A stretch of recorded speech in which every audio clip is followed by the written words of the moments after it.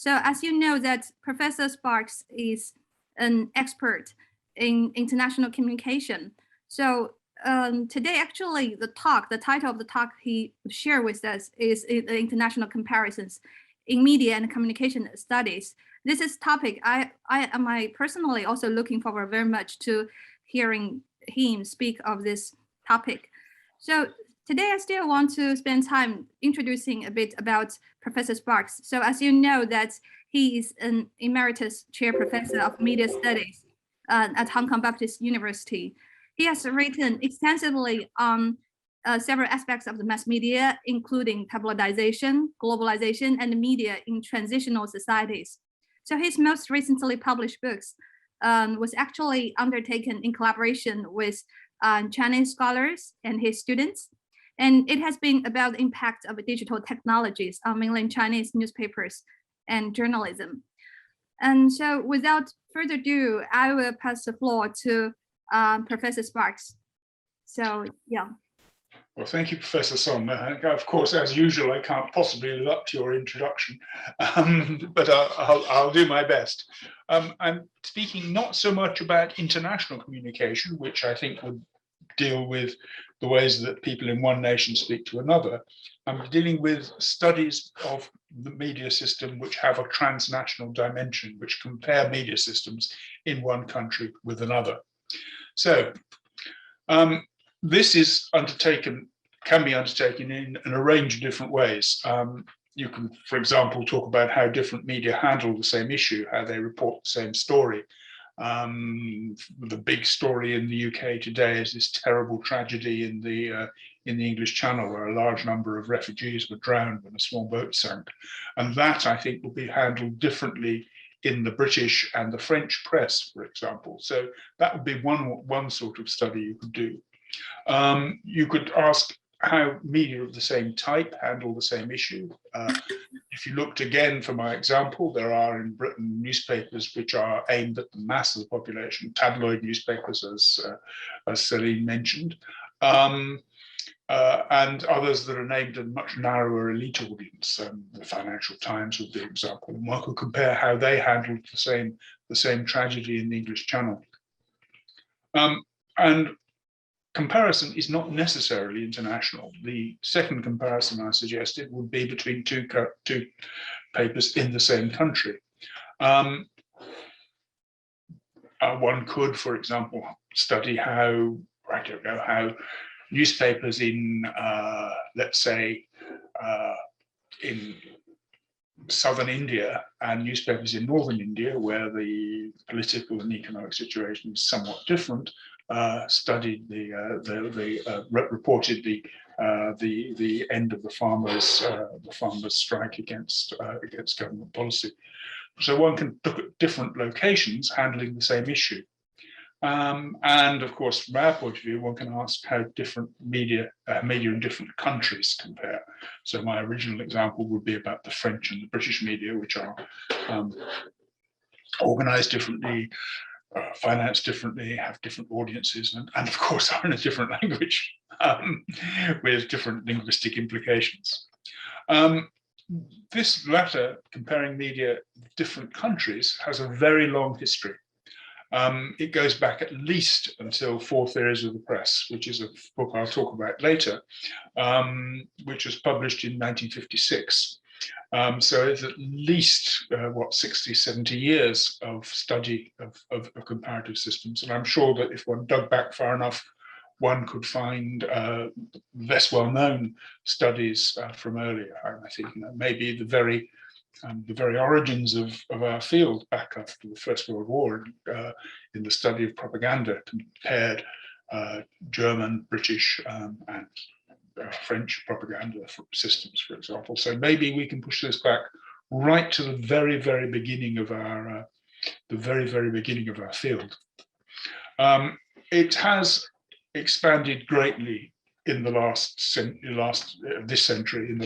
20, 25 years. And I think that main reason for that is actually economic. That is to say that, that media education has been one of the great international success stories in higher education. The number of schools of higher education around the world has expanded enormously. I believe there are 300 undergraduate courses in journalism alone in China. So a huge expansion of people interested in the media in all sorts of different countries. And I think that that has given people, and also, I mean, people move around much more now than they did even a quarter of a century ago.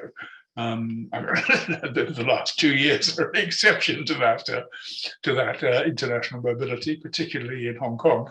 That is international mobility and more people studying our subject, I think, has given a powerful impetus to this. I'm going today to talk about two parts. I'm going to first of all talk about why undertake comparative work. Why should we bother to do this kind of international comparison? And secondly, I'm going to look at different kinds of such studies, different kinds of international comparisons, and ask what sort of things one might do. And thirdly, ask what are the problems with such existing studies, and how does one go about such things? So this is, in some sense, an introduction. And I'm assuming that my audience is doctoral students, mostly doctoral students, who are interested in this subject. So I hope that those of you who are thinking about shaping a research project will at least get something from this. And the second part will be a bit more theoretical.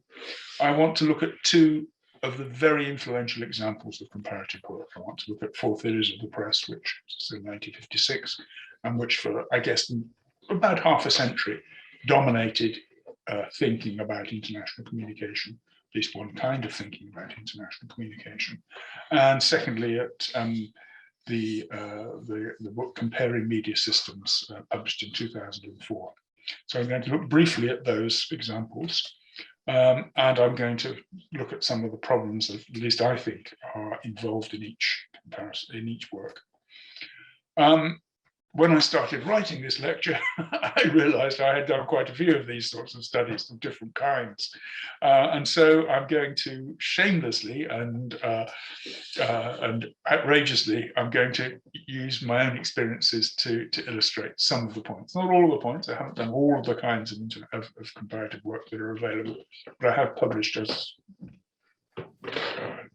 Professor Song remarked, on some aspects of international communication, where I can get my own my own experience in, I will. Section 1. First of all, the question to ask is, why engage in comparative studies? Why do this? What is the attraction? And I think the reason is that even the most critical scholar tends to naturalize their own experience. You tend to make assumptions about what the media are, what they can do, how the audience handle them, and so forth. That's, I think is, because one has from earliest childhood, one has a familiarity with these technologies and these social institutions. One tends to naturalize them, to think that they are the way things are. It means, when you say the media are this or that, you very often mean the media with which I am familiar. And that tends to mean the media of one particular society. Of course, there are people who spend the first 15 years of their life in one country and the next 15 years in another, but most people still today, their formative experiences take place within one country. So there's a powerful pressure to think about the media of one particular society, one particular state, as being, if you like, normative for media. Examining media from more than one country denaturalizes things. You come to understand what's common between the media and, let's say Hong Kong and the USA, to take an obvious example, and one comes to understand what the ways in which they differ. So this undermines, I think, the feeling that the belief that what you understand as the media is the way the media should be or must be. And so you start to get a sense of how the media are socially constructed rather than naturally constructed. And I think that's the first step in understanding all sorts of social phenomena. That's particularly important in distinguishing normative judgments from descriptive judgments, because one of the major issues, I think, certainly in the parts of media studies that I've been most recently working on journalism, is that there's a feeling that people have, which is that journalism is and should be something. My main collaborator in China, Wang Haiyan, Professor Wang, who now teaches at Macau University. I had frequent arguments with her because her view was that journalism should be the kinds of journalism she practiced back in 2001 in the Southern Metropolitan Daily, and that other kinds of writing were not journalism. And she had a clear normative sense of what journalism should be like, and that what let's say British newspapers did, what the Sun, for example, or whatever did, was not really journalism. My side of the argument was always that well, look, journalism is different things in different places. Journalism is different things. Journalism is what journalists do. There should be no normative statement that journalism should be this. That view that journalism should be this, I think, is extremely influential. And I'll talk about some of the ways that it affects our field later. And I'm sure that people who are expert in other areas can point to ways in which normative judgments get inserted into the fundamental building blocks of what we do. And I think that for social scientists, that's not a good thing. I don't think that our job is to discuss how the media are. We may also want to know how they should be. We may also study how they should be, but that's, if you like, a second order activity for us. So it's important to denaturalize, to distinguish between the way the media are in different places in order to understand how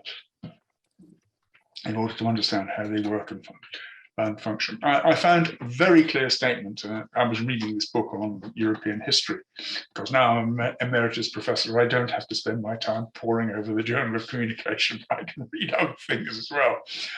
And I came across a very, very clear statement of the necessity of comparative studies. It was by a historian, a man called Wickham. And he said, if you analyze any given society or polity or culture or economy in any aspect of its practices, you have to be aware of how it compares with other societies and which alternatives are the most useful comparators. Historians who study one society alone, never looking at others, lack an essential control mechanism, and not only risk misunderstanding of what are the real causal elements or turning points and what are not, but also are in danger of falling into the meta-narratives of national identity, the teleologies of what makes us special, which bedevil the historical enterprise, and as I was arguing, also bedevil many studies of the media. And that's, he's writing there about, well, his book is called Framing the Early Middle Ages, Europe and the Mediterranean, 400 AD to 800 AD. So he's not a media scholar for sure, but I think it's a very clear statement of the reason why comparative studies are an essential component of any understanding of them in history, in his case, media and ours. So what kinds of comparative projects are there? Well, almost any aspect of the media can be compared. Aspects of cinema, for example. Here's one I found. It's about advertising in the cinema, a comparative study of Bollywood and Hollywood. one can see that that's I would guess not a political economy, but an economic study of aspects of the world cinema. Circulation of TV formats, for example, is very much widely studied, because this is a form which, Big Brother is probably the most famous format certainly in the West. This is a study of it in Europe, I think in 12 European countries. And what she's looking at is this is a format which originated in the Netherlands and which was taken up by different companies in all sorts of countries, actually. I think it had a brief history in China as well, but it was taken up massively in the US, in Britain, in other European countries, in the Middle East even. And what she's looking at is the way in which the original format is not just an idea for a program, it's also how to make the program. It has a great big Bible that thick, a book that thick, with how you light it, what kinds of contestants you want, blah, blah, blah, blah, blah. How it was adapted in different countries.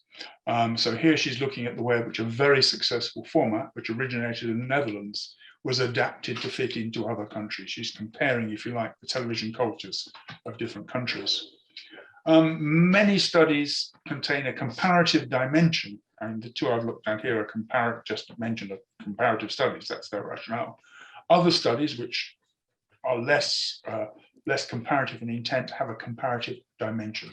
Here's one that I did with Zheng Wenha when she was a doctoral student here at Baptist. And she went to Zhejiang TV and spent, I think, a year working on the production of a format, a Korean format, South Korean format, which I can't remember what its name was in Chinese, but it's usually called Running Man in the English translation.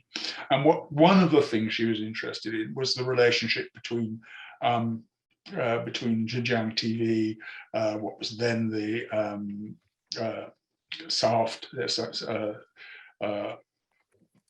and the production team. Another thing she was interested in was the relationship between the work that the production team were doing there in Hangzhou and the original program which had been broadcast in Korea, and the ways in which TV production implied different practices in those different places. It wasn't her sole focus, it wasn't a comparative study, but it did have a comparative dimension. So all sorts of things can be compared. I'm going to talk mostly about news because, as Professor Song mentioned, that's what I worked on most recently. And therefore, that's the thing that comes most easily to me. But I think it's important to remember that this isn't just for those of you who are doing journalism or news studies or whatever. All sorts of aspects of media can be compared. One of the limitations of talking about news, of course, is that it usually raises the issue of national politics in different countries, and media communication and the cultures surrounding it are much broader than politics. And I don't want to think that comparative study is just about comparing political systems or the way that media function into political systems. It can be, as I've tried to suggest, much broader than that. Here's an example. Again, many countries in Europe exploring the European public sphere in national quality newspapers. And I think it's, I can't remember, 8 countries, I think, in this one.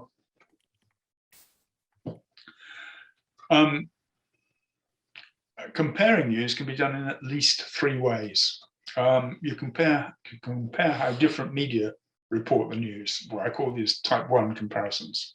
My example of reporting the tragedy in the Channel would be an example of this kind of comparison. One can compare how it's produced in different media. For example, what it means to be a working journalist in the British and the French newspapers, or in Hong Kong and mainland China newspapers, for that matter.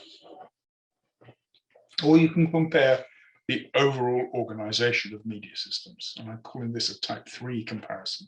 And these are quite different ways in which one thinks about comparison. What one does, what one focuses on, the methods one employs differ from these 3 types. There may well be other types, but these are the 3 that came to my mind as I was thinking about this. You can, of course, do all of these within a national context. But here I'm just going to talk about the international comparison.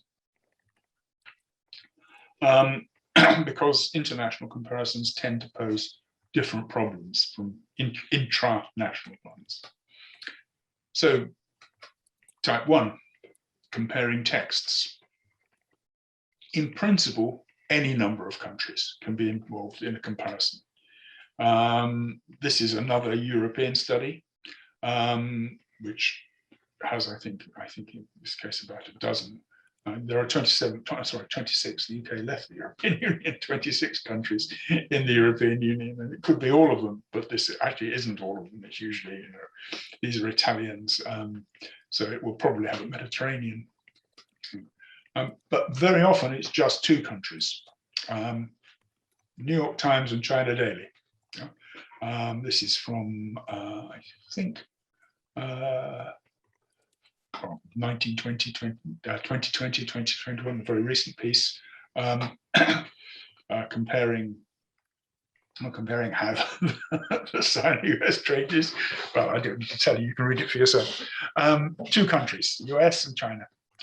That's very often a comparison one will come across. New York Times and China Daily, and usually People's Daily actually, tend to be compared ad nauseam, particularly by MA students. Certainly, less in Hong Kong, but certainly in the UK, where large numbers of MA students are Chinese origin, mainland Chinese origin, and they speak English a bit, and they speak Chinese, native speakers of Chinese, and they need to find an MA dissertation. And one of the ways you can do that is comparing what an English language newspaper says with a Chinese language newspaper. So this is a very, very common. It's also common amongst much more experienced scholars. So you find lots of such comparisons. You could talk about all sorts of things if you wanted to compare the news. This one is a comparison between Chinese and American thought patterns from the perspective of commentaries on climate change in issues of People's Daily and New York Times. People's Daily and New York Times. These are using newspapers to talk about very, very abstract questions, commentaries on climate change, illustrating thought patterns. However, coverage, reporting of stories is very often. Here's an example. Again, an EU example, and I'll come back to that later. A cross-national content of coverage in national quality papers. What gets covered in different countries is another way that one could talk about. Here's, for example, explaining variations in news coverage of the European Union. Again, the European Union. Again, these are from the Netherlands. Or how coverage of the same story is framed. Here's one I think from 2001. So you probably don't remember, but the Americans bombed the Chinese embassy in Belgrade. Some people, Americans say it was by accident, the Chinese say it was a malicious attack. And looking at the framing of the embassy in Chinese and New York and American newspapers, which, quite different framing. The same story was framed in different ways in the two countries. The most common method used in this kind of analysis is straightforward basic content analysis, either manually conducted or with, increasingly these days, using computer technologies. Here's one who are comparing 5 countries, newspaper content analysis of climate politics, a very contemporary, fashionably subject to study. So that's probably, I would guess, the main method that is used to compare different texts in different countries. Some use critical discourse analysis. Here's one, I'm talking about Boko Haram, which is a religious, I suppose you'd say, terrorist organization, mostly in Nigeria, and it looks at the ways in which this has been covered. the way in which African media has talked about their video propaganda. So that's a critical studies on terrorism is where it appears, and it uses discourse analysis. Most recently, people have started to use corpus-based discourse analysis. This is a comparison of China Daily and the New York Times on the illegal rioters or domestic pro-democracy protesters. And I think I can guess what China Daily said, and I think I can guess what the New York Times said. I'm not sure you needed the full apparatus of corpus linguistics in order to answer that question. But I think the advantage of corpus linguistics is that it goes beyond what I often think is the impressionistic aspects of critical discourse analysis. Content analysis is fine, yes, you can say, no, this is a sample we've selected in the following way, we've tested the reliability of the coders, blah, blah, blah, blah, blah. You can use the social science apparatus on content analysis. Critical discourse analysis, at least until very recently, had in my opinion, had the air of literary criticism about it. Well, this is all very interesting, but is it representative? Corpus linguistics, I think, begins to open a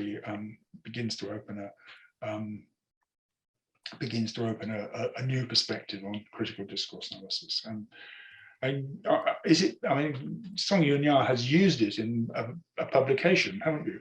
And you should have lecture on this, in my opinion. I think it's very exciting. Wang Shiping is an expert on this. I think you should get her to give a lecture on it. So, I think that that it doesn't have to be either content analysis, which can often be quite boring, or discourse analysis, which can often be quite unreliable. It can be, there are methods which begin to make and begin to build a bridge between these two areas. The second type of thing is you can compare practices. Again, any number of countries can be involved. Many studies involve several countries. This is these two people are the leaders of something called the Worlds of Journalism Studies, study which has involved a vast number of countries, I think 20 or 30. And here they're drawing the overall picture of the journalistic cultures in different countries. There are more limited ones. This is a simple comparison of two countries, Chile and the United States, between two people who used to be close collaborators.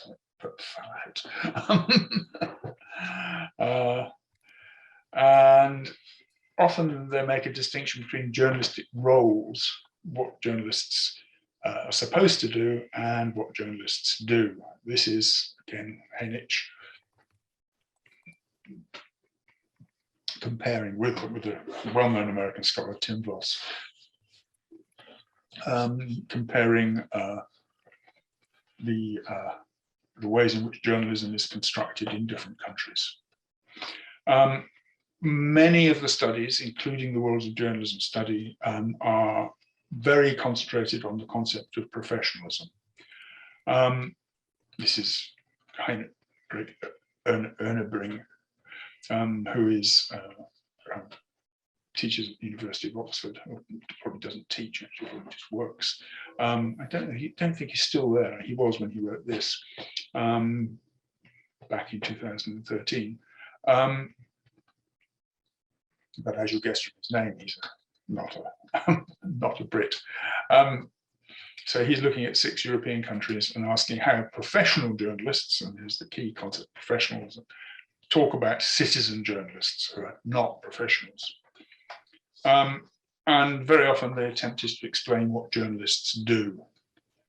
They often use surveys or interviews. That's one of the main methods. This is a study by David Weaver is a very famous, now I guess probably emeritus American professor who's been studying, initially studying American journalists, and then branched into a number of studies. This is the 21st, this is the most recent of them, I think, 2013. Lasswell and Bernays appears to become the main investigator now, and there's another collaborator, I think is Korean. So they are in general using surveys, questionnaires to study journalism in different countries. Sometimes people use interviews. One thing is that they try to link what journalists, not that particular study, but many studies, and I think that's true of the world of journalism and other studies, try to link what journalists say they do. The journalist tells you in an interview, this is what I do, answers a questionnaire, this is what I think about so and so and so and so. Do I have a lot of autonomy, some autonomy, not much autonomy, no autonomy? They'll tell you what they think. Yes, well, that isn't necessarily how the situation is. So try to link what journalists say they do with what they actually do. Yes, and you can, for example, you can compare their responses to a survey with the practices embedded in content analysis. Here's an example for hybridization of journalistic cultures. And if you look here, you can see Colin Sparks and Haiyan Wang. We, or rather Haiyan, did the Chinese bit. We obviously fell out with Claudia Malado because the second follow-up study is not being done by us, being done by Clement So at Chinese University. So anyway, the issue of teams is another question we can bring. Anyway, so this attempted to compare what journalists did with what they said they did. Content analysis was the main method of finding out what they did here, or you can use interviews rather than a survey. This is a study of a number of European countries on media coverage of the war in the Ukraine. So a range of different methodologies employed here, involving sometimes a crossover between type 1 and type 2, between texts and practices, in order to illuminate the relationship between people's conceptions of their practice and what they actually do. Type 3, comparing systems, is rather rarer. This is, I think, much less common. As you'll have seen from my previous examples, there are lots and lots of comparative type 1 studies and lots of comparative type 2 studies. Some of the type 3 studies are very modest. Here's an extremely modest one. 3 countries which 40 years ago were centrally planned Communist Party-led economies, 2 of which now are market-oriented, what's the word? Not democratic, electoral countries, and one is a market-oriented country still run by the Chinese. So what I was asking here was, how do these transitions compare? What dynamics can we find in post-communist, at least post-planned economies? So that appeared in the Chinese Journal of Communication. Some are more geographically limited. This is 3 models of media and politics comparing media systems. Hallen and Mancini, as it's usually referred to after the authors. Daniel Hallen from the University of California, San Diego. Paolo Mancini from the University of Perugia, is it? And that has a specific focus on Western Europe and North America. It's very clear that those are the borders, geographical borders, and also, of course, social and political borders. And some have global intentions. This is Four Theories of the Press, which says that these are the four theories of the press. There are authoritarian, libertarian, social responsibility, and Soviet communist concepts, and these are these are the alternatives. They have a very enduring influence. Four Theories of the Press, as I said, was published in 1956, and here in 2008 is someone using it as a starting point to look at the Asian and world press. This is Yin Jiafei from an American university. I don't know whether she's still there, but she was back in the day. So even literally 52 years later from publication, it's still the starting point for a contemporary publication. This is in Journalism and Mass Communication Monographs, which is a leading outlet for work in the field. According to John Nerone, who is, I guess, the major historian of Four Theories, he's edited several books and contributed to others which have discussed Four Theories, its strengths, its weaknesses, its legacy, and so forth. And according to him, most recently, the thing I found of his was published in 2018. It was still very influential, even in 2018. It's translated into Chinese, I think, in the 1990s. And there's still quite a large contemporary Chinese literature. This is I found in the Baptist Library. So if you want to see what people who work and write in Chinese think about it, you can search on Four Theories of the Press and restrict your language to Chinese, and you'll get this. I don't know what it says because among my limitations, inability to speak Chinese, but it's clearly some of these are quite recent publications.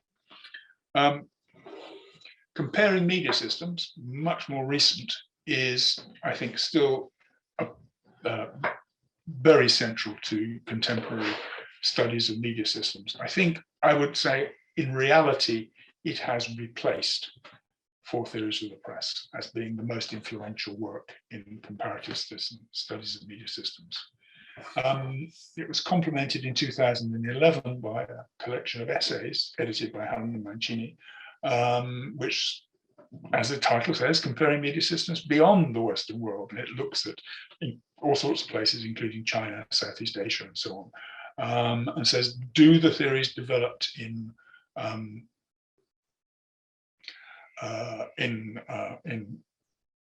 to account for Western European media, how do they fare if you compare them with other countries? And some people say, well, yes, these ideas basically can be applied elsewhere. And in the case of China, Zhao Yuezhi, I'm sorry, I can never pronounce her name,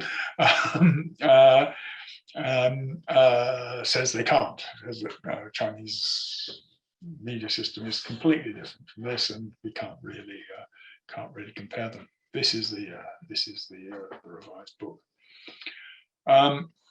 A starting point for these, I think, is that they are invariably concerned with nation states. They are comparing in the classic models in Four Theories. Really, the models are the US and the USSR.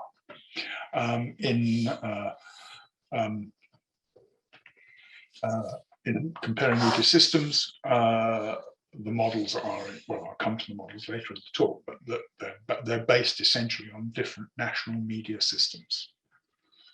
The assumption is that they're state systems that are determinate for media systems. So if we look at, let's say, media in Canada and media in the USA, they will be different because these are different nations.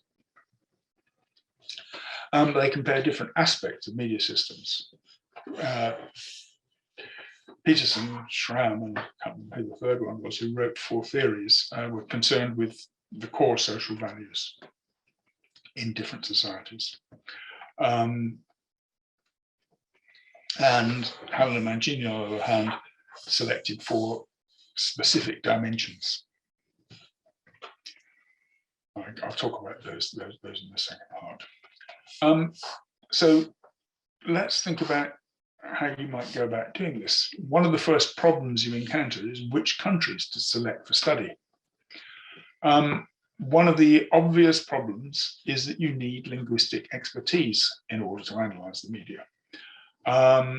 Some languages, English in particular and Spanish even more, permit quite broad international comparisons of mainstream media. If you think of Latin America, I think in every country bar Brazil, indeed, and in Central America, everywhere south of the Rio Grande, you can use one language to analyze the media, the mainstream media, the television, big newspapers, radio, they are in Spanish. Yeah?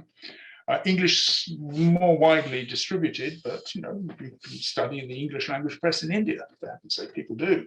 And you can compare that with the English language press in Britain, if you wish. The Spanish perhaps is a more powerful example, but these are languages which permit broad international comparisons of mainstream media. Chinese, which is much spoken by many more people than English or Spanish, but it gives you much more limited opportunities. You can compare different media systems in, well, I don't want to cause any problems here, so let's not call them different countries, different places. You can compare mainland Chinese media with Hong Kong media or Macau media or Taiwan media. So there are some mainstream media that you can compare, and you can compare diasporic media, for example, in Australia, for example, in the USA, half diasporic, I suppose, in places like Malaysia or so forth. But it's a more limited range of opportunities than those that are present, certainly for Spanish. So language is a major constraint, which of course is why English and Chinese tend to be the languages selected for many textual comparisons. I called this a convenience sample, the Chen and Wang study above.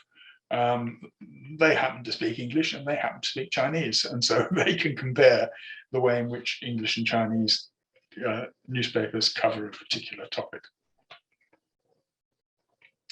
A more intellectually respectable way of thinking about that is representativeness.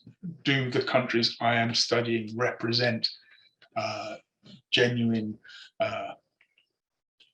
differences that it is worth exploring? And there are, as far as I know, two ways of making this selection. One is you take the most similar cases. That's what Hamel and Mancini said they were doing. Yeah, this is a comparative study of the cases that are most similar. North Atlantic media systems. Or you can study the most different cases. People's Daily and New York Times would be a good example of saying, okay, these are the most different ways that journalism is.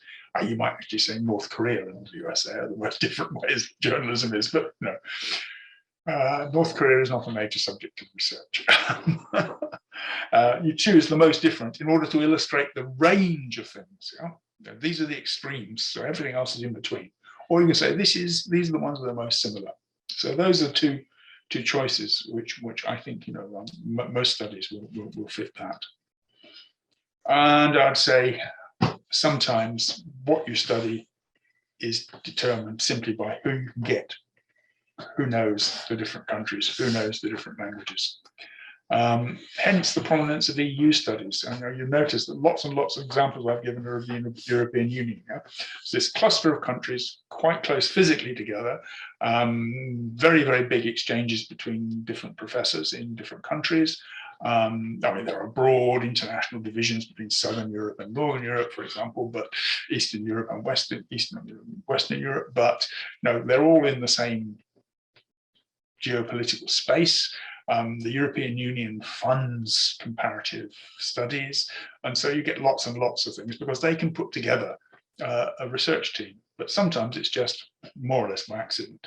Here is an example of a study which had 19 participants, I think it was, or was it 22? I can't remember now, who were selected purely by accident. This is something that Slavko and I published back before most of you were born. I think it was published in about 1992 or 1993. And was conceived in the 1980s by accident. I met Slavko, never met him before, at a conference. We both worked in places that taught journalism, and we decided that, what does it mean? Who are these people who are going to be the journalists of the next generation? And we recruited from various places. Mostly Slavko recruited people at the IMCR in International Association of Mass Communication Researchers conference in Delhi. I wasn't there. So we got a selection of people who we happened to meet in bars and so forth.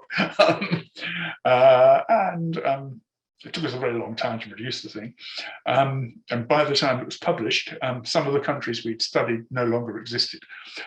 Yugoslavia, for example, broke up in the early 1980s. The Czech Republic broke up. The German Democratic Republic, East Germany, ceased to exist. So, this is even when it was published, it was a historical document. It's in your library, but I wouldn't recommend going and reading it. I think it's one of the things which I've only really thought about when I had this problem to face. Okay, so selection is a difficulty. Which concepts to use? Many of the concepts we use were generated in a specific historical, economic, cultural environment. For example, gatekeeping, which, as you know, was developed in the USA in the 1950s as a result of a study of the news selection process of the news desk editor of a provincial, I suppose you call it provincial, of a non-metropolitan US newspaper. It bears the marks of that. Agenda setting, again, in the 1960s, two US scholars, one of whom I understand died recently, who looked at agenda setting, I think it was North Carolina. They were at Duke University at the time, I think, a city in North Carolina. And framing, again, from the 1970s, and more complicated story perhaps than the other two, but nevertheless, produced based on a theory by an American sociologist. They're all theories which originate in a particular media environment, and yet we use them all over the place. We use gatekeeping, we use agenda setting, we use framing, both for local studies and for comparative studies. Another one from outside the USA, the public sphere. Jürgen Habermas published his encyclopedia article on what is the public sphere, which is what propelled it into international recognition back in 1964. And it originated in Germany in the late 1950s, early 1960s, and built on a long tradition of critical theory, which you can trace back to Kant, I guess, at least. So, again, a theory we use all the time, both in talking about Hong Kong and in talking about the USA. The public sphere is a theory which we even use the term public sphere, which has a spatial dimension, whereas the German word Publicity doesn't have that spatial spherical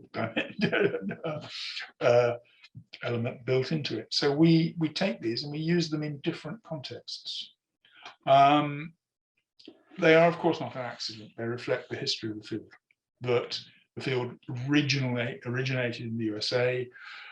USA is still the center of research in the field, the best resourced universities, many of the best universities overall, the richest universities for sure, are in the USA. Their only serious global competitors up until today in the social sciences are in Western Europe, where there are universities that have comparable fund, well, not, perhaps rather less rich than some of the big American universities, but nevertheless have departments. London School of Economics, University of Amsterdam, Oslo University, Helsinki perhaps, or Tampere perhaps, which have very strongly developed schools of journalism communication. So these are theories which, and Germany, actually much more heavily influenced by the USA than the other countries, but still, the Frankfurt School is in West Germany, wasn't it? Is it still in West Germany? And so many of the theories we use in general are ones which are originated in the developed world, in the global north, and in a particularly narrow part of the global north. I mean, the only internationally circulated theory which is widely used in communication studies that I can think of, and this may be my limitation, which originated outside of the Euro-North American axis, is Iwabuchi's notion of differential modernity, which is often used to discuss, let's say, the Korean wave, or actually it's originated to discuss Japanese culture, the specificities of Japanese culture that can be used particularly in East Asia. But most theories are developed in particular context, social, economic, media context. And I can't see many alternatives being available. Perhaps you should ask Professor Thusu, who has done work on this, to give a lecture about the alternatives. But I'm afraid I'm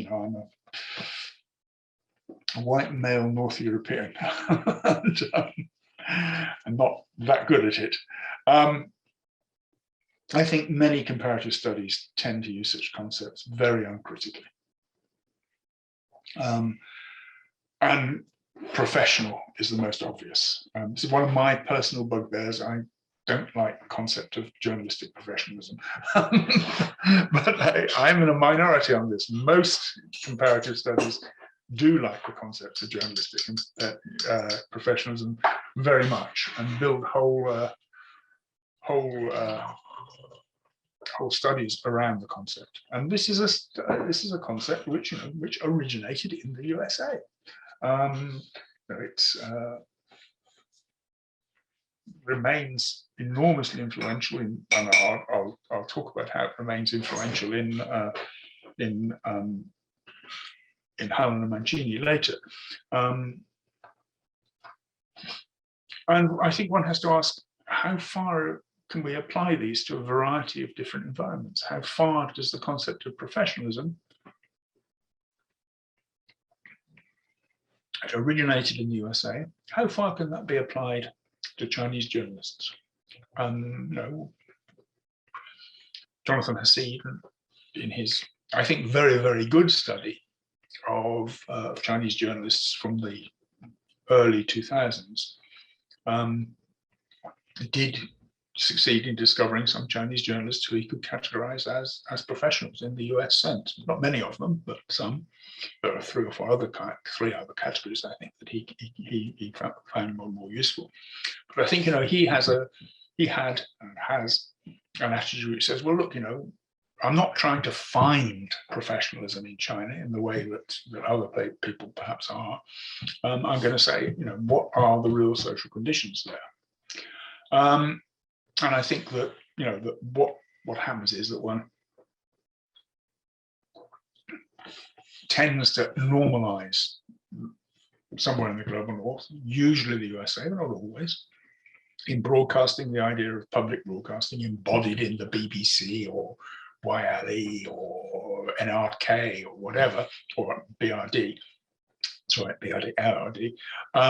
This becomes the normal sense of what broadcasting can be, and other places, let's say the USA, a commercial deviation from this. Public service broadcasting in America, tiny little thing on the corner of the field, and the big networks, the streaming services are the are the dominant forces, and that they produce different kinds of programs, have different attitude towards news and so forth to these European public broadcasters.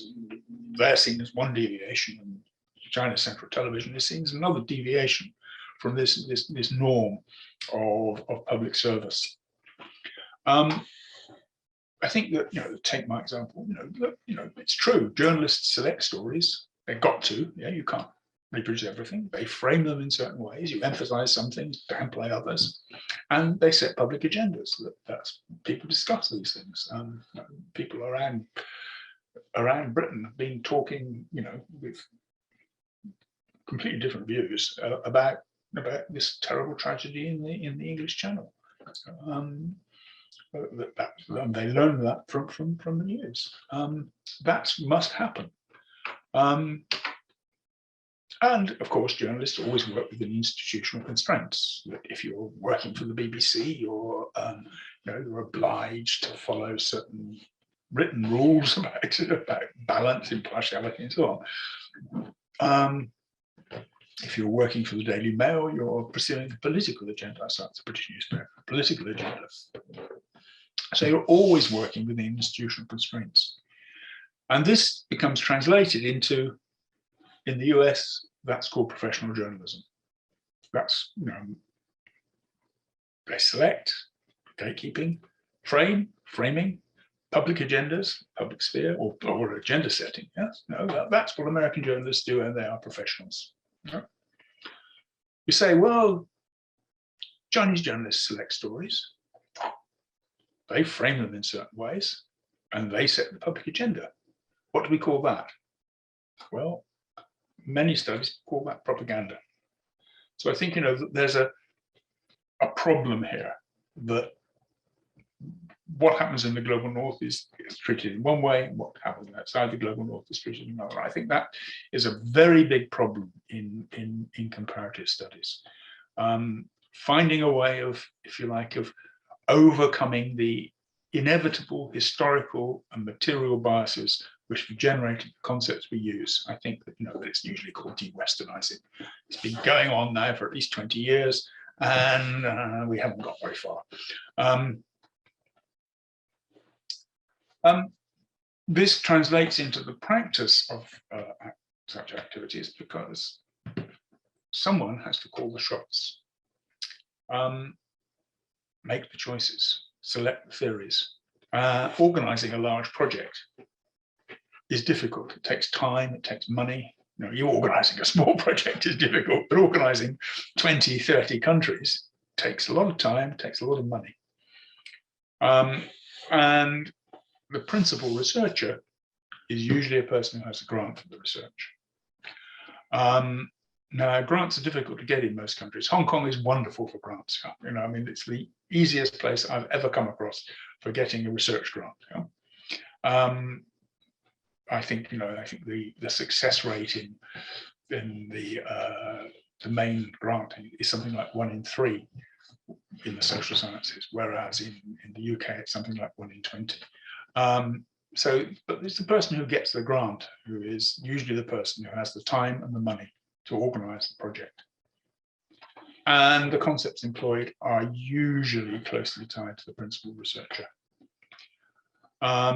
They tend to design the survey, they tend to produce the interview schedule, they tend to write the code book, etc. Someone's got to do it, yes, and they may consult and so forth, but very normally, in my experience, it's the principal researchers who play the decisive role in developing the research instrument, and therefore in concretizing the conceptual apparatus that they want to employ. And the money to do this is usually to be found in the global north. And the concepts employed tend usually to be closely tied to the global north. So it's not just an intellectual limitation, it's a material limitation as well, which produces this tendency. And the researchers from outside the global north were often educated in the global north. That's very clear. For example, if you look at quite a lot of the comparative studies in the African context, they tend to use the conceptual frameworks that they learnt at college. Everybody does that. Yeah, you do it, I do it. And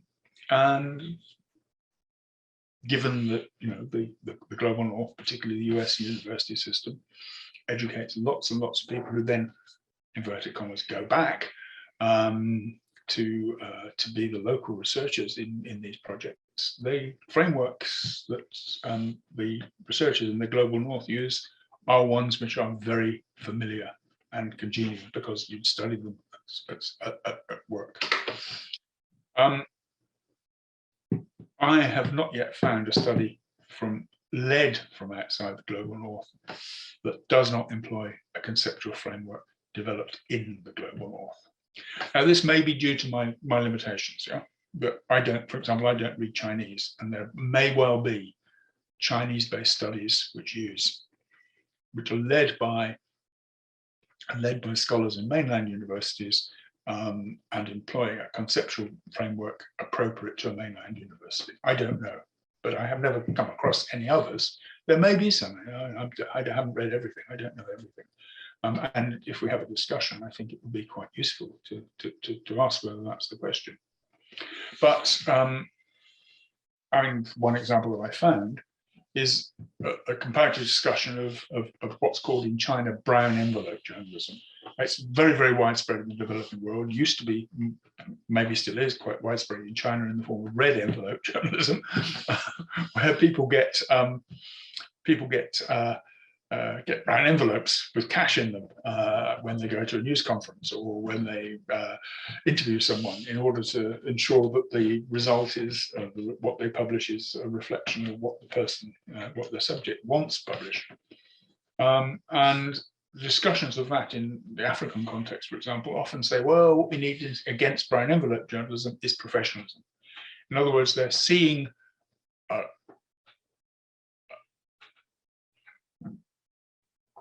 contested normal concept as being the norm to which they want to aspire. So I think that there are real problems with comparative media systems. I don't see an easy way around them. Okay, now I note that that's section 1, and it's 9:05 here, which means I've been talking for more than an hour. Professor Song, what do you want me to do? Do you want me to speak for another hour on section 2, or do you want to halt here and take questions, or would you? And I'm happy to do section 2 on another occasion if you like. It's your choice. You're the boss. I'd be very, very interested in listening to section 2. It's really been so enlightening, the section 1. So I'm very much look forward to section 2. Do you want it now, or would you like to arrange another lecture later in this semester or next semester? So may I know how long it will take section 2? Probably another hour. Another hour. Yeah. Okay, so another hour. Yeah, then okay. But personally, I'm so interested. Okay, if another hour. So then, shall we pause for now and for questions? So good idea. But I'm really so interested in comparative study of media systems. Yeah, because this is a topic that personally I'm very interested in. But it would take 1 hour. Okay. Well, let's have some questions now, and then we'll see what the time is. Yeah. If there are no questions, then I can go on and I can be brief. Okay, that sounds great.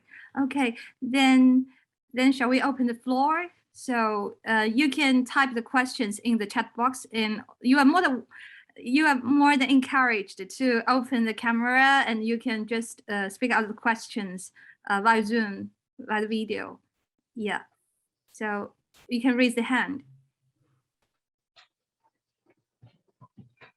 Hello, Professor Song. Yeah. Hi. Anilesh. Yeah. Hi. Good to see you. Good to see you, man. Professor Sparks, thank you very much. Thank you very much for not only sort of giving us a hope, but also highlighting the problems and limitations of comparative research or comparative study. And one of the things that I really wondered about, it might be a general observation and a question in that sense, that when we see comparative analysis, especially of the English language media, because you said that language is a huge constraint. Like if I don't understand the language spoken by other country, for example, Russian or Chinese, then it definitely limits the scope of doing a research with regards to what is happening in China or Russia. But even when we do analysis of, say, English language press in two countries, English language press is generally considered to be directed to elite press. And you can accuse me of generalizing English language press, but often it is seen that it is directed towards an elite members. So what I'm saying is that to what extent even English language press of two countries give us a sense of the culture, character, or the way media works in those two countries? Yes, I mean, this is something which is, I should have talked about, but I was speaking for an hour anyway. I'm guessing that from your name that you're an Indian, yeah? Or from India, or at least culturally Indian, yes? And clearly there is an elite English language press in India, which is read by world standards by a lot of people, but by Indian standards by a tiny minority of the population. And obviously any account of public life in India has to play a central role on the on what are often aren't they called often called the native language press, yes? On the press in Hindi or in Malayalam or whatever.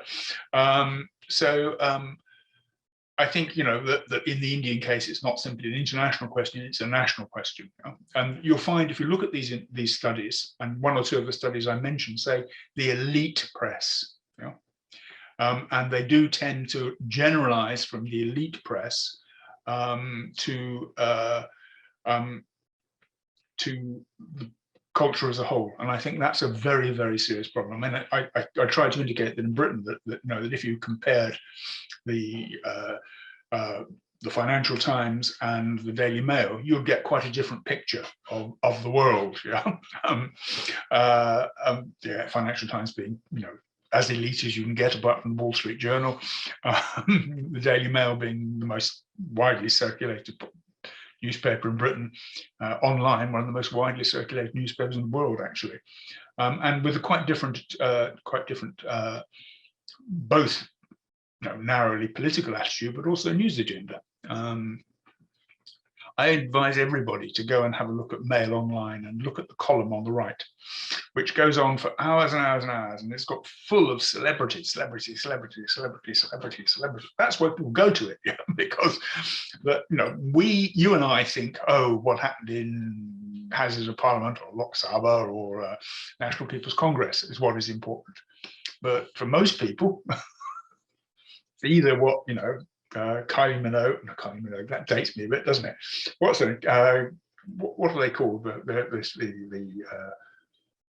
Is it the Jenners or something? I can't remember what they're called. Popular cultural figures are much more interesting to most people. Footballers in Britain, cricketers in India, tennis players just now in China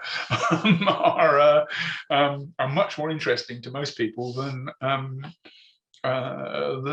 political life. And if we just concentrate on the elite press, we get a completely different picture. So I think I agree with you entirely that these studies, which are based on the elite, and I cited one or two of them, and that if you'd done a content analysis of British press attitudes towards the European Union, and you'd taken, let's say people often choose the Guardian, because this is a nice liberal newspaper which people like, yes? And you'd compare the Guardian with, I don't know, Frankfurt Allgemeine Zeitung, you would have concluded, oh yes, there's a common European public sphere. If on the other hand you looked at the Daily Mail, you said, my good God, no, there isn't. British people hate the European Union, and unfortunately, the majority of them do, and voted to leave it. Unfortunately, so that's a normative judgment. In reality, a majority of them do and voted to leave. So I think you're absolutely right. That, I mean, and the study I cited here did have the saving grace that it said it was the elite press. Yeah? It said, we're talking about the elite, but many studies would simply say the press. I mean, some of the ones I cited here are studies on the press. Yeah. Excuse me, I'm just trying to find a handkerchief. So, what can I say? Yes, if you're going to compare the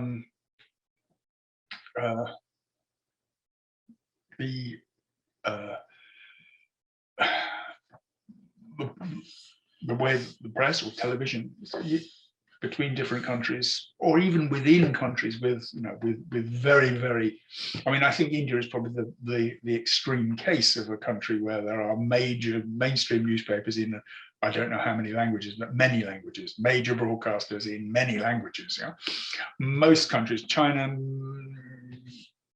overwhelmingly in Mandarin. Yeah, and the written language is the same anyway. So, but I think there are many other countries which are perhaps not as extreme as India, but where the linguistic problem is absolutely central. And it's true, international studies tend to look at the English language press. And Swati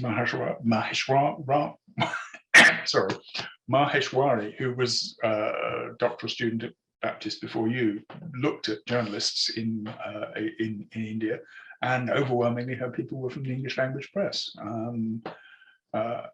She now is working more broadly on, particularly on the Hindi press, but anyway, so you're right. The long answer is yes, you're right. We need to look particularly at the differences between elite and popular cultural forms in general, not just in news. Thank you very much, Professor Sparks. Thank you very much.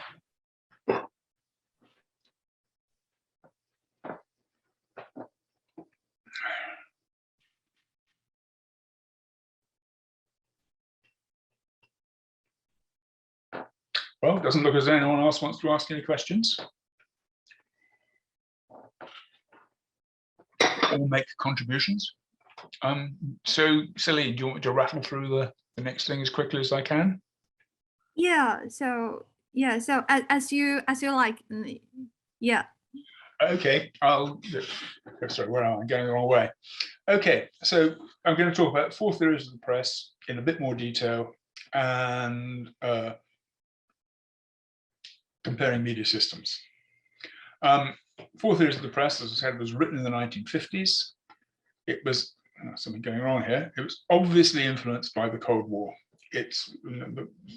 Now people talk about there being a new Cold War now, but the stresses between the USA and USSR in the 1950s were very pervasive, intellectually as well as politically and militarily. The book clearly is built inside that model. Something funny happening here. It's, as I said, it's been one of the most influential books in the field. I remember when I first started working on media 20 years after that, after it was published, it was still on almost every undergraduate syllabus, and I think it probably still is on some undergraduate syllabi. It was translated relatively recently into Chinese, I think in the 1990s, but I can't find the actual publication date. And it's intellectually identified 4 theories. I wish this would stop doing what it's doing, but it's doing it. The first it identified was the authoritarian, the second, the libertarian, the third, the Soviet communist, and the fourth, the social responsibility. So these are the four ways in which the press has been organized. And they expressed the core values of a given society, that Soviet communist newspapers were the way they were because they reflected the core values of Russian or Soviet Union society. American press were libertarian because they reflected the core values of American society. I know I'm very keen when doing any study to say what are the theoretical origins, rather than just looking at the middle level theories. Let's look at the grand theories as well. And these, I think this is ultimately derived from Weberian sociology, which places the belief systems of a society at the center of social behavior, social change, and so forth. Now, famously expressed in his classic book, Protestant Ethic and the Spirit of Capitalism, where he argues, that capitalism is a result of a particular religious belief. So I think this ultimately goes back to Max Weber. Something really curious going on here. So let's look at these theories. The authoritarian theory says that a small elite takes all the decisions in a country, the king historically in Britain, and his advisors. And they believe not that they're being authoritarian, they know best, just like Mummy knows best and tells little Jimmy what to do, and what they should read. No, Jimmy, you've got to read these books, not those books. You can't play that computer game. You mustn't watch this, and so forth. But it's that kind of paternal attitude.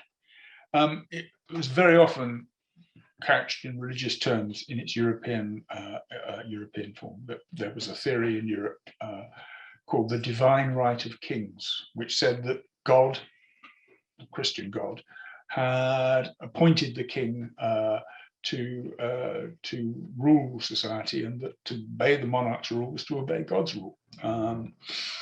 This came a cropper in the 17th century, but it was very, very influential. Very, very influential in the whole of Europe up until certainly the 17th, 18th century. And therefore, in order to make sure people read the right things, you prevent the publication of other views, so that, for example, in Britain, King James I, who ruled from 1603 to about 1620, I think, was a Protestant. Which is a variety of Christianity, and he prevented the publication of Catholic views, another variety of Christianity, because he thought this is best for this is what real Christianity is, and it would be wrong for people to be exposed to these dangerous views of these heretics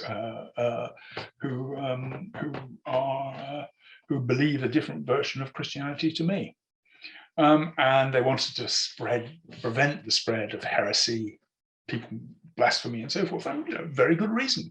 That if you're a heretic or you're blasphemous, you'll go to hell after you die. And that's a bad thing. Therefore, we're going to protect you from the dangers of becoming a heretic or a blasphemer. And they controlled who could publish. They broke up the illegal printing presses of other religious denominations, Catholics and so forth. They very often burnt the people who were responsible for it and so forth. And they were happy to censor both before and after publication. So this is a very authoritarian system. But remember, it has a justification. It's not, you and I won't agree with it. But if you believe that you've been appointed by God to protect your people from the danger of damnation, then this is rational behavior. And a contemporary example, I think, would be Saudi Arabia or Iran. They're not Christian societies, so the language would be different and so forth, and the exact mechanisms. But they believe they have a religious mandate to run the countries, that they want to prevent heresy, they want to prevent blasphemy, they want to control who can publish things, and so forth. So I think this is not an entirely historical theory. I think that, that it is one which can be used to understand important aspects of the contemporary world. The second theory is the libertarian theory, which begins from the notion that no one has the right to determine what can be said. This is the first amendment to the American Constitution. Yeah?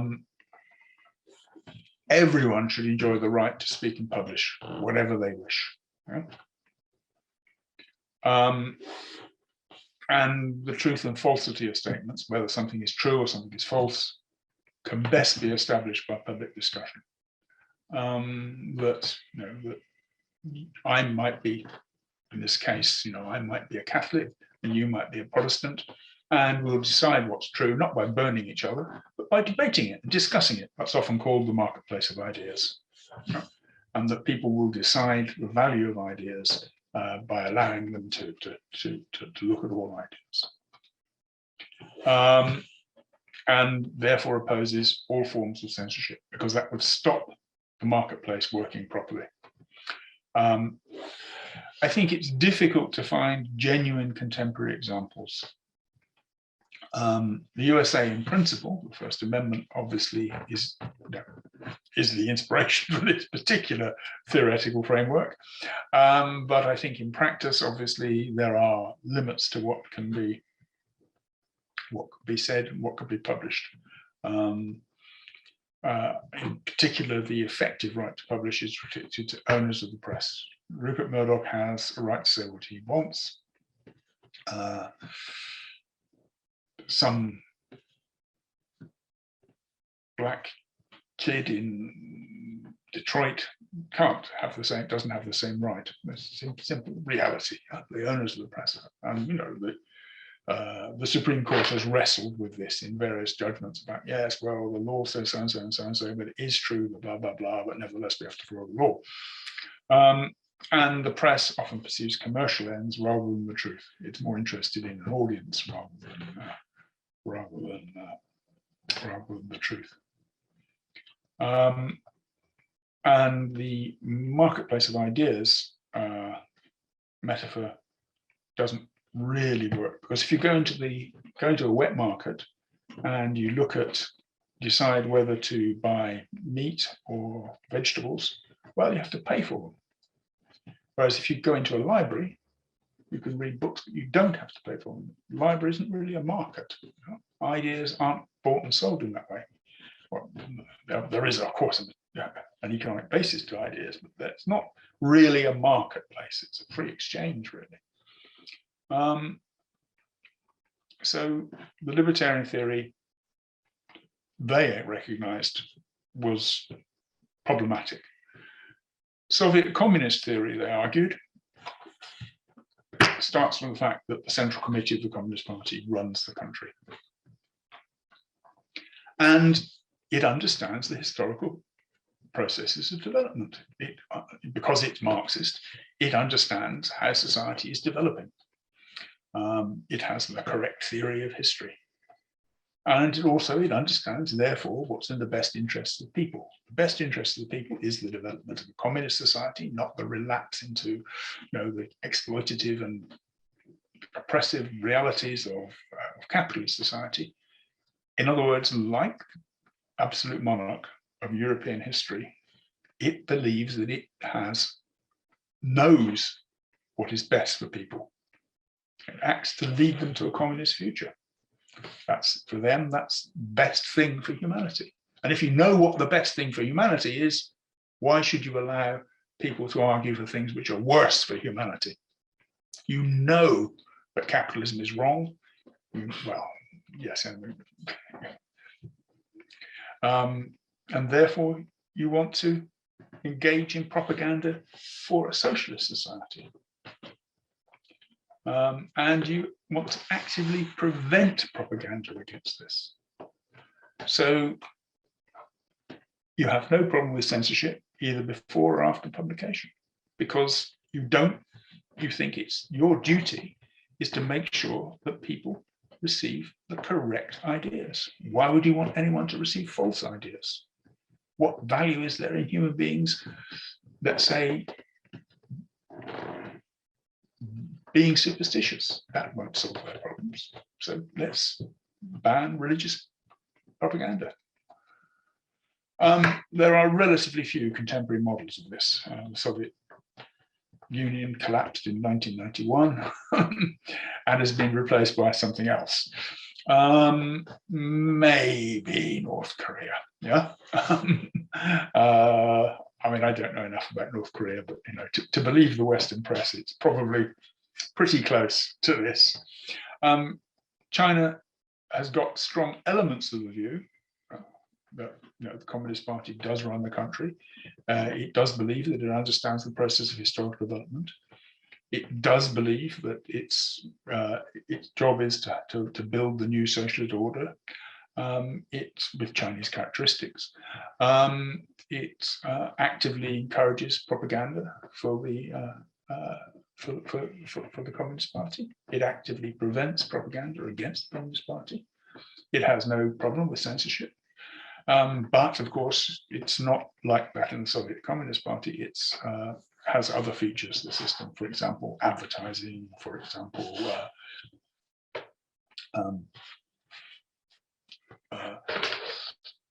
market forces and so forth. So, I mean, it's not really Soviet communist, but it's got features of that. The third theory they identified is the social response. Fourth theory they identified is the social responsibility theory. No one has the right to determine what can be said or published. Truth or falsity of statements can best be determined by public discussion. So in other words, this has got a close affinity with the libertarian theory. People have the duty to articulate and discuss statements. That places much heavier stress on everybody rather than those who want to speak. It's critical of the idea of the marketplace of ideas, because it says in practice that means commercial demands determine content. People run the media to make money, not to make propaganda. It opposes external censorship,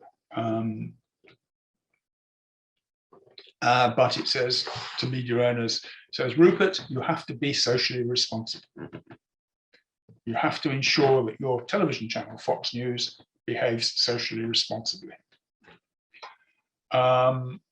In other words, defy the market, because Fox News is the most successful cable channel in the USA by a long, long way, much more successful than CNN, much more successful than Fox News, and therefore makes money. But if Murdoch was socially responsible, he would encourage free debate, variety of opinions, and so forth. He would be socially responsible. It is, of course, very difficult to think of any system that embodies this today. The idea was put forward by the Hutchins Commission on the Press, which is an American congressional commission which completed its studies in 1947, and the authors of Four Theories of the Press were hopeful that the recommendations of the Hutchins Committee would be influential in the US. So this is an aspiration rather than a reality. You might, I suppose, argue that there are bits of systems, maybe public broadcasters like the BBC, or like the BBC was 30 years ago, maybe NRK or Spherical Radio or something, are public broadcasters which do behave socially responsibly and are independent of the market. Maybe a newspaper like the New York Times, which is not only elite, but also has, I would guess, a more or less unchallengeable position in the USA, and therefore can do things which, it sees as being, it could cover stories that it sees as being important rather than wishing to sell things and so forth. So possibly there are bits of systems which are socially responsible, but it's difficult to think of any system which actually embeds social responsibility in the whole system. I think the Scandinavians are closest to it, but I think even there you think that you'd have to say that there's a bit of a gap between the idea and the reality. What do critics say about this? Well, they say, first of all, really only two theories: that the Soviet communist and the authoritarian, as I've stressed, to be fair, have very, very strong continuities. Yeah? And the libertarian and the social responsibility have not quite as strong, but quite strong continuities. Authoritarian systems are mostly in the past, not exclusively in the past, but mostly in the past. And social responsibility practice does not really exist. There aren't any systems. Another line of criticism is that reality is always more complicated than these theories. If you can find examples of authoritarianism in a society, you can also find examples of libertarianism. Central values in a society are often contested. Obviously, the central communist values in the USSR were contested. That contest led to the downfall of the system. So, it's wrong to think that there are these eternal central values which are unchallengeable and which permeate all areas of the system. Different parts of the system might follow different theories. One system, the US system, contains New York Times, which may well be socially responsible, and Fox News, which you could argue fits rather well into the libertarian theory. No social responsibility, we just exist to make money. Or in the UK example, there's the BBC and the Sun, which used to be the best-selling newspaper in Britain, but it's a toss-up between it and the Daily Mail as to those are the two big sellers, which is the most. I should try to avoid being normative about this, which is the most sensational, let's put it that way. And it is often also argued that there are more kinds of press theory than these four. The most developed challenge to those four theories is the fifth theory, called development journalism, where the journalist thinks, or the newspaper, or the government, or whoever, the society thinks that with most of the population in extreme poverty, some starving, diseases rampaging around and so forth, the job of journalists is to improve that lot, is to educate people, is to point to the ways in which poverty can be alleviated, and so on and so forth. Again, perfectly arguable position. So I think that there are internal problems to this theory. Comparing media systems, much more recent, of course, published in 2004, and it effectively replaced the four theories. I think that but today this is the book to which people look when they're comparing media systems. Although originally designed for Western Europe and North America, it's been very widely used outside of Western Europe and North America. And it's talking about the relationship between actually political journalism, not journalism in general, and society. And they are explicit that it only applies to Western democratic societies. They're saying this is not something which can be applied around the world. They identified key indicators of the nature of the systems in Western Europe and North America. They asked, does the press have a wide circulation? Is journalism an autonomous profession? How high is the level of state intervention? And they found three basic types in Western Europe and North America: the liberal media system, the democratic corporatist system, and the polarized pluralist system. Let's talk about those.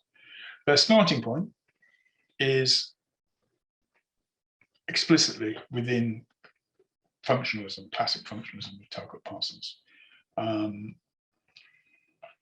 for a consequence of that, differentiation is the central category. There's a quotation there which I won't bother with, unfortunately it hasn't come up. Oh, there it comes. Okay, let's ignore that. Differentiation is the central category, and social differentiation is a consequence of functional differentiation. So differentiation of journalists from politicians is an important characteristic. But do journalists and politicians exchange jobs, or are they different professions? And are the media independent organizations, or are they owned by or influenced by political parties? The liberal system, as argued, has high journalistic professionalism. It has a high differentiation between media and parties, and it has high media autonomy from the state. They accept that there's a lower differentiation between media and economic forces. But yes, the media are market-oriented most of the time. They said it's marked by a large circulation press, which is orientated at communicating between the political elite and the population. The examples they took were USA, UK, Canada, and Ireland. They say that these fit this. The second theory they looked at was the democratic corporatist system. It has moderate to high journalistic professionalism. It has moderate to high differentiation between media and political parties. It has relatively high media autonomy from the state, and moderate differentiation between the media and economic forces. It's also marked by a relatively high circulation press. And they pointed to Germany, Sweden, Norway, and Denmark as examples of this type of system. The third system they identified was the polarized pluralist system.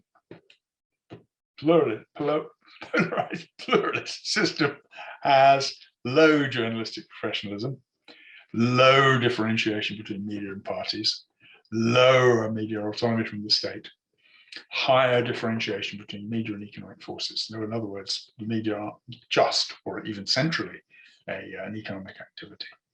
It's also marked by a small circulation elite-oriented press, which reflects political divisions.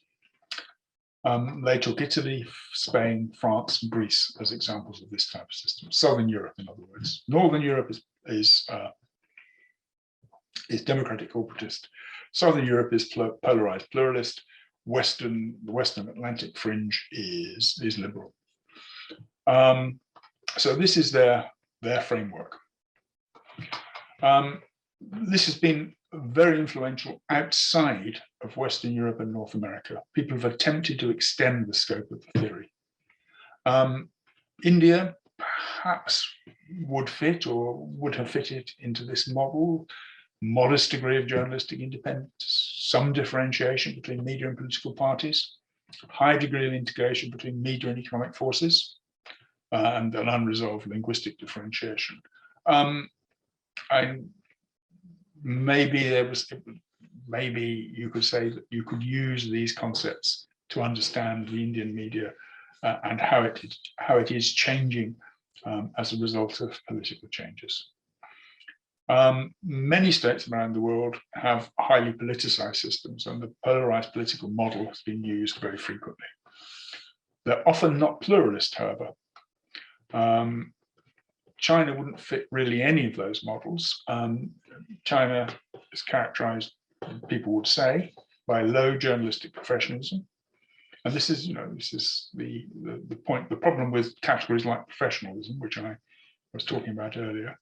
A low differentiation between the media and the party, very clearly. A low autonomy of media from the state. A low differentiation between media and economic forces. But of course, it's not pluralist. It has a reasonably high circulation press, but not pluralist. So would you say a monopolar politicized system? Perhaps we have to invent a fourth category to talk about places like China and a broad spectrum of countries which are not perhaps quite as China, as clear as the Chinese case. There's a tendency to lump many countries together as transitional. And this, I think, is to do with when the theory was developed. Usually they're talking about transition from dictatorship to democracy. So this is a theory that's developed in the 1990s, when it was widely believed the world was marching inexorably towards democracy. What was called the democratic wave theory, which was popular in the 1990s and early 2000s.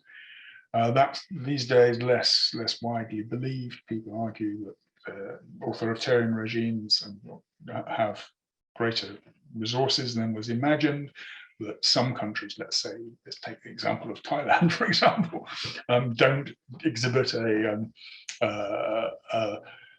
steady progress towards democracy. On the contrary, there can be moved back. So, I mean, I think that, the argument that, well, these theories will come to, three theories will come to fit as societies transition from being authoritarian to being democratic, had quite a powerful attraction in the 1990s and 2000s, early 2000s, but I think is much less persuasive these days.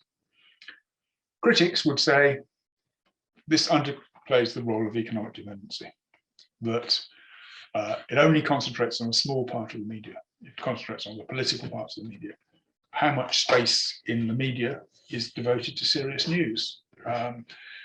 I haven't got a recent study, but in fact, it's a long time ago now, but the last Royal Commission on the Press in Britain looked at the news budgets of the British national press and discovered that only the Financial Times devoted more space to politics than football.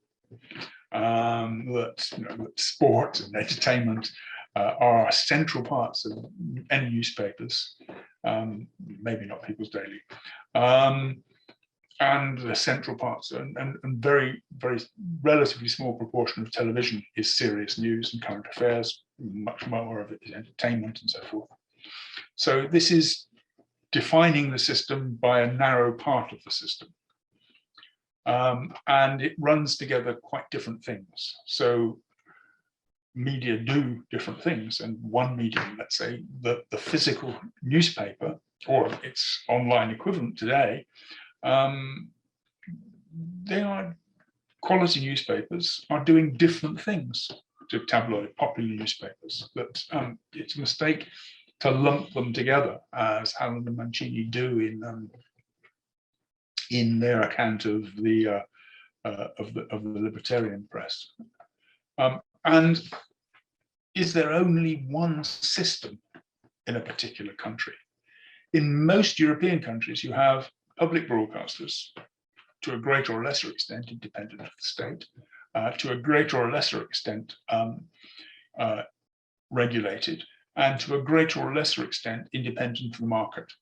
But you also have a commercial press, which is to a much, much lesser extent regulated, to a much, much greater extent dependent on the market, to a much, much greater extent polarized, and so forth. So is this one system, or is the idea of looking for a single system obscuring what is actually occurring in the society? And are systems necessarily located only at the level of national states? Is the state the determinant of a system? Might we find elements that cut across systems? And I think this, if one thinks about, not about 2004, but about 2021, one obviously thinks, well, what about the internet? Is that well determined by national states, or is there something global or transnational about it?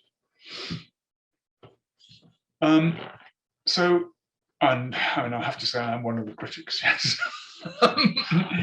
Is the concept of system as a coherent whole the only way we might think about media in any country? Yes, you can say, Hong Kong has a media system. There are, I don't know how many newspapers, there are, I don't know how many broadcasters, but there are, things that are actually produced in Hong Kong. Yeah? But is that a system in the sense that it all fits together neatly? You could say the USA has a system, a primarily, overwhelmingly a commercial system. Yeah? But what happens in the American media is in the end determined by market forces. And you could say that China has a system you can say that in the end, what happens in the Chinese media is determined by politics. You could say both, you could argue both of those cases, they're systems. But the UK, Hong Kong, today, still, Japan, these are NHK. Is NHK the same thing as Asahi Shimbun? As are they part of the coherent system? Maybe those two examples are, but I think you can ask the question: do societies have coherent media systems? And this is back to a similar question of to the one posed for theories of the press. Are societies as coherent as is claimed here? Or are we looking at assemblages which contain contradictions where there are different tendencies and so forth? So is it really rather an ensemble of media rather than a system of media?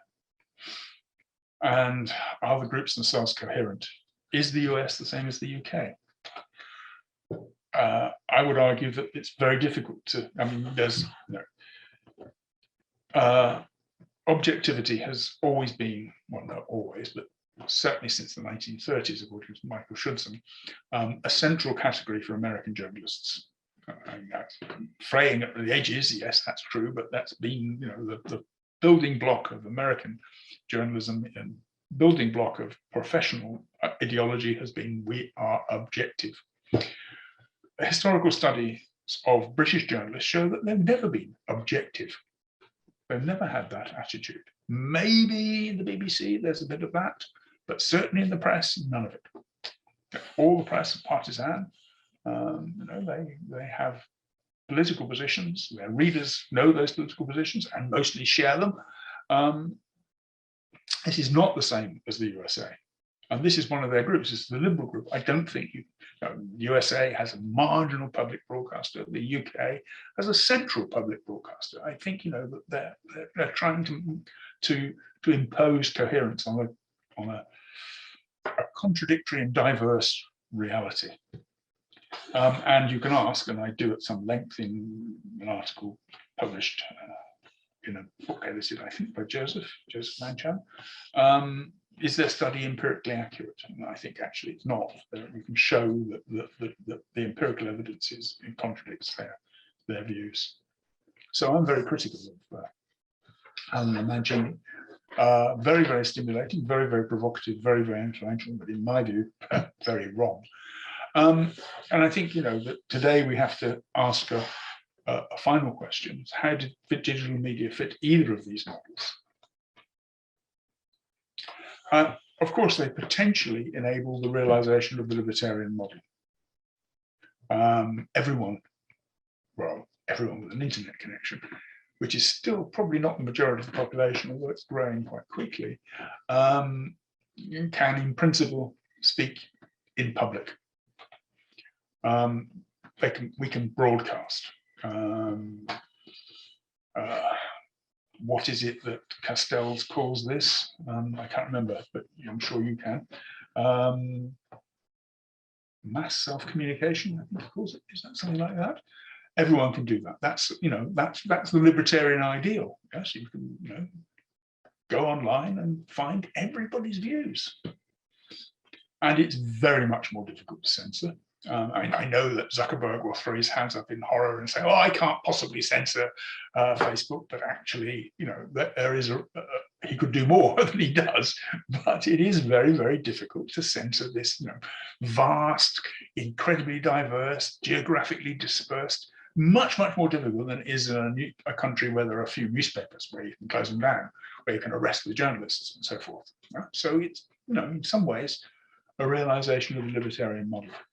But on the other hand, of course, it also allows much greater surveillance of population news consumption, and therefore it fits much better, perhaps, with aspects of authoritarian and communist attitudes.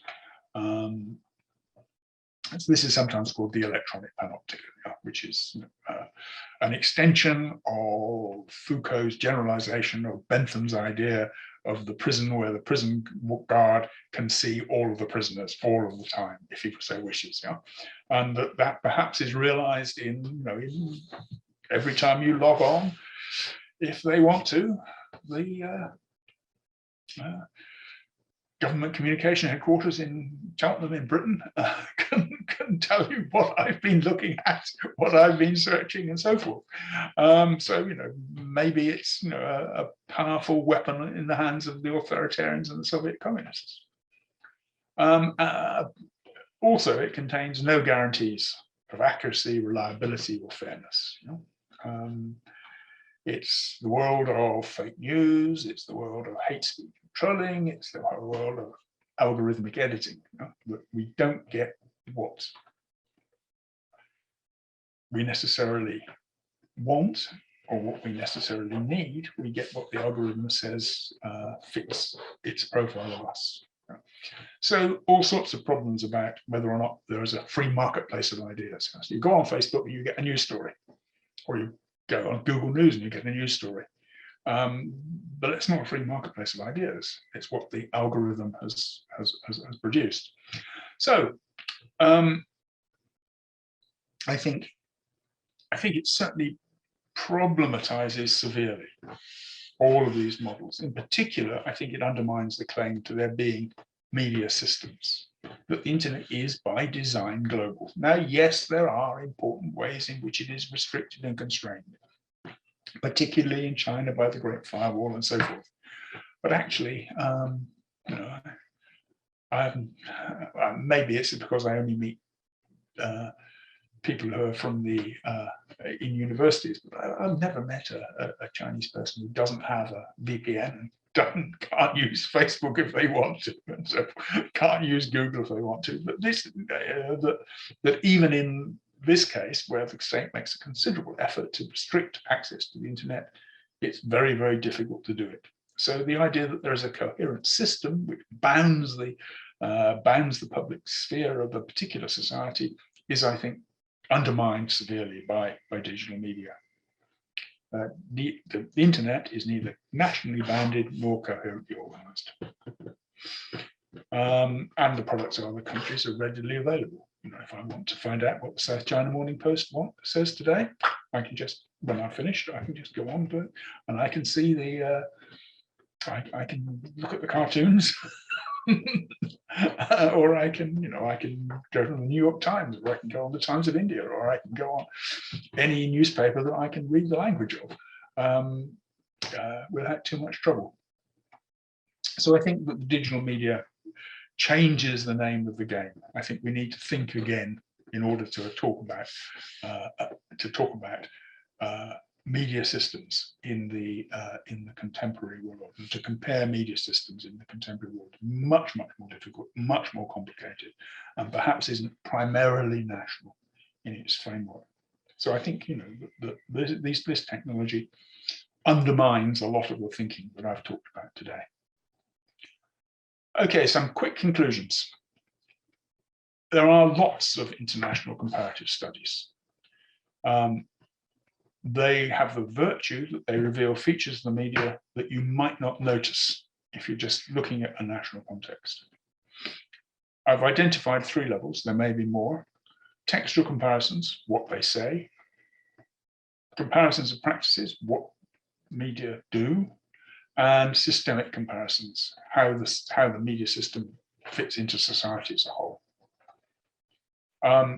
I think that for any large study, I mean, okay, so if you happen to speak, if you're anyone in this room who happen to speak more than one language very well, then you can compare. In Celine's case, she can talk about People's Daily, New York Times without any need to construct a large study. But once you start going beyond that, you start to hit quite big problems. Large studies are difficult to construct. Recruiting competent researchers is difficult. Funding tends to come from the global north. And I would argue, for understandable historical reasons, but nevertheless, problematic reasons, the ideas tend to come from the global north. The two best-known attempts at systematic comparisons, I think, have serious problems. They're very stimulating, very interesting, but I think they have got serious problems once one starts to think about it. And I think particularly with regard to the validity of the concept of system, I think it's more and more difficult to talk about there being a media system in a particular country. I think we need to think differently about how to compare media. Okay. The two studies were and are extremely influential. My criticisms are completely ignored.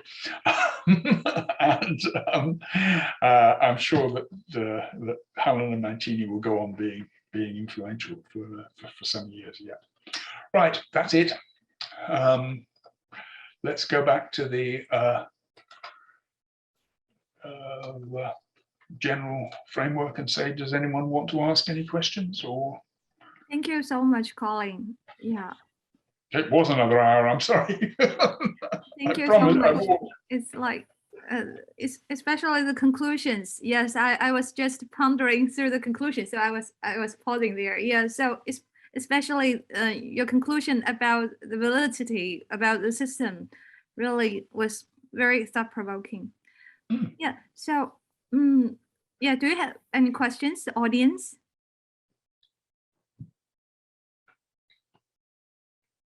Okay, so if no questions for now, perhaps later if you have any questions for Professor Sparks, you can email him because Professor Sparks last time have just shared with us his email and also as well as his WeChat. Yeah. Yes. Shall I type it again just in case? I see there are some people here whose names I recognize or I haven't spoken to for a long time. Let's see. It's WeChat is, that's my WeChat if you want it. And the best email to get me on, I suppose, for you is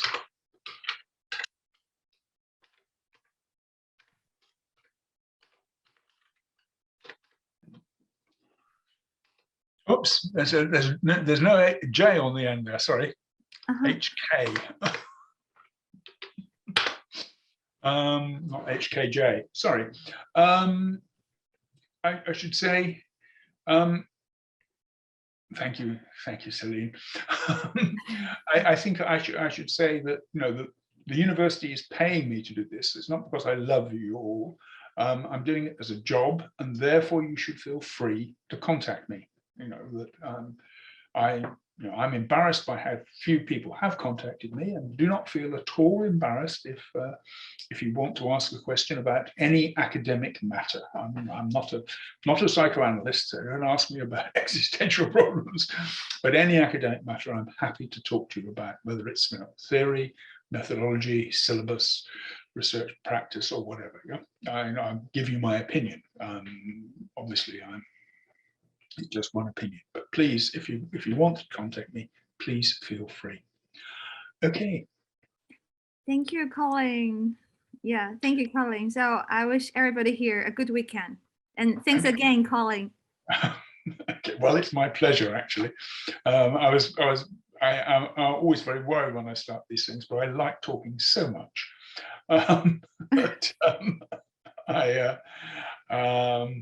I always enjoy it. So, okay, so I'll say bye-bye. Bye-bye. Bye-bye.